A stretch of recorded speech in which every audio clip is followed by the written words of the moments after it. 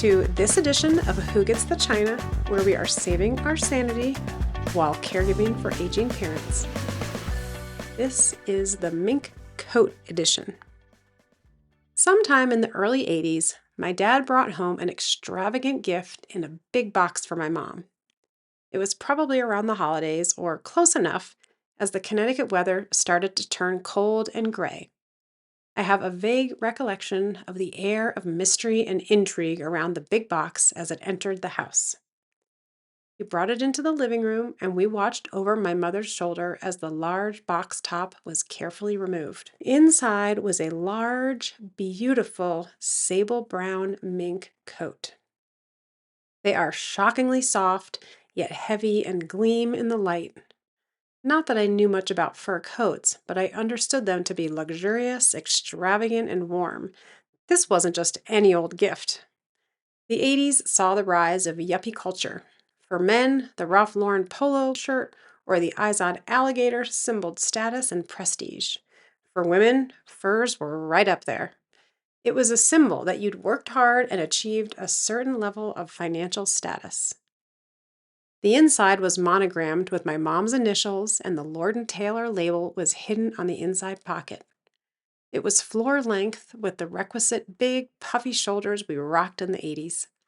I loved to run my hands across the fur, especially on a cold night in the car headed somewhere fancy. A mink coat wasn't just for trips to Food Mart or Caldor. If the fur came out, we were headed somewhere special. Back then, fur coats weren't controversial or contentious. Anti-fur protests hadn't started, and no one looked askance, at least not in Connecticut. You didn't have to fear for your safety or that of the coat when you headed out into the snow in a fur back then. In fact, one year we were out for a holiday celebration in New York City, and we were running late, as always. My dad found a lucky parking place, and we headed into the theater. When we came out, our car was gone and a blizzard had begun. We had to head to the New York City impound lot to retrieve our station wagon.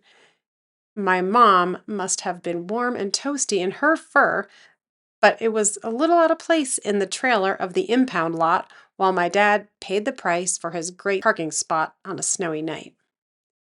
Here's the thing about a fur coat like this. It is a lot of material. It takes between 60 and 80 minks to make a mink coat like this. If I didn't already feel guilty about having this coat in the closet, I really do now. The coat is big, bulky, and very heavy. They require heavy-duty hangers. You can't just throw them on for any old outing.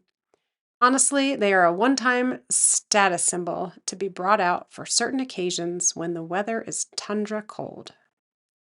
When my parents migrated from the East Coast to the warm West Coast, what would one do with the fur? You're definitely not going to need it in Southern California. But don't you worry, it was not left behind. It went to California and eventually made its way to my house in Colorado.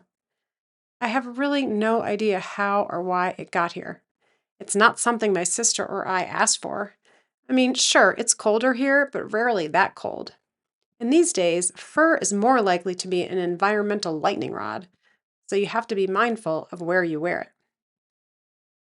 There were a handful of 0-degree days over the last 24 years or so when I wore it to walk to the bus stop, feeling a little ridiculous, but warm.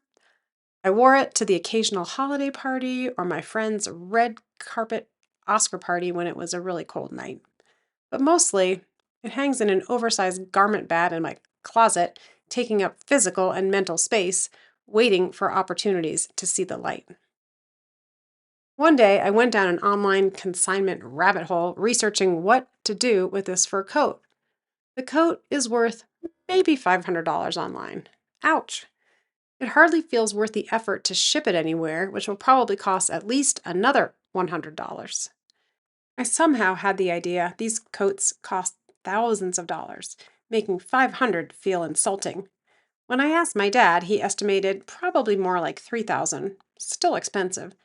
And my mom dug up the receipt to prove it, of course. So maybe $500 isn't too shabby after 40 years. Friends suggested that I have it restyled into car blankets or vests for me and my sister, but I haven't gotten around to that. As with so many sentimental, hard to give away objects, they symbolize something important. Maybe that we've made it financially, or we're an artist, or we created something worth showcasing.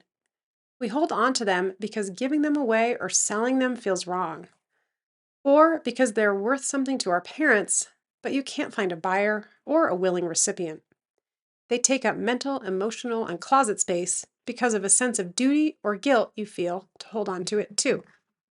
So last winter, on a freezing but bright sunny day after a snowfall, I thought, what the heck?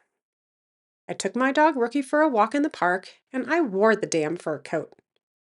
As we strolled along through the snow, warm and cozy, the park ranger truck came towards us. It drove on the walking path, eventually stopping right next to me. As a consummate rule follower, my heart was beating extra fast. Had I done something wrong? Was I getting a ticket? My dog was on a leash, so it wasn't that. Oh my God, I told myself. This animal protection specialist was going to chastise me for wearing a fur coat. Of course. I wanted to turn away in shame, but it was too late for that. It was a female park ranger about my age. She called out, "That is a stunning fur coat. It's absolutely beautiful, and I had to come tell you. I'm so glad you're wearing it. My mom left me hers, and I never know what to do with it. You've inspired me to take mine out and wear it." We chatted for a while about it, and my heart was oddly full. I was dumbfounded. I hadn't expected that at all.